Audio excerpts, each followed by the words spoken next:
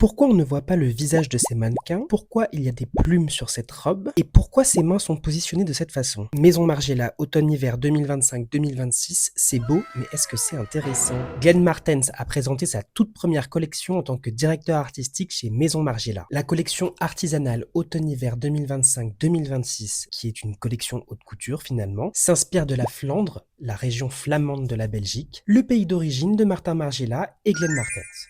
Les 49 silhouettes partiellement issues de matériaux de récupération reprennent des éléments de la peinture flamande, de l'architecture et des arts religieux gothiques. On reconnaît les sculptures sur les façades des églises gothiques grâce au traitement des drapés et à cette façon de recouvrir la tête par un voile. On reconnaît aussi les sculptures à la façon dont les mains sont positionnées. Dans l'art gothique, la gestuelle des mains est très codifiée et symbolique. Lorsque les femmes ne portent pas un enfant dans leurs bras, leurs mains sont jointes en prière ou posées sur le cœur. Et comme sur ces looks, les mains sont aussi posées sur le ventre ou représentées tenant un objet. Dans ce cas, le morceau de tissu qui les habille. Les corsets qui façonnent et immobilisent le corps et ces tailles extrêmement serrées qui scindent la silhouette en deux traitent le corps comme une matière à modeler sans respecter sa forme naturelle, comme pourrait un peu le faire un artiste qui sculpte la pierre. Au XVIe et au XVIIe siècle, les intérieurs flamands étaient recouverts de boiseries et de tapisseries que l'on reconnaît sur ces silhouettes à travers leurs motifs, leur disposition en patchwork et leur état de décrépitude comme s'ils étaient en train de se décoller d'un mur. Ces intérieurs étaient aussi composés de cuir de Cordoue, un cuir gaufré, donc en relief, utilisé pour recouvrir les intérieurs ou des objets. Dans les arts picturaux flamands, on retrouve notamment le genre de la nature morte, avec les représentations de bouquets de fleurs et de fruits sur les textiles, qui parfois reprennent vie lorsqu'ils sont traités en 3 dimensions.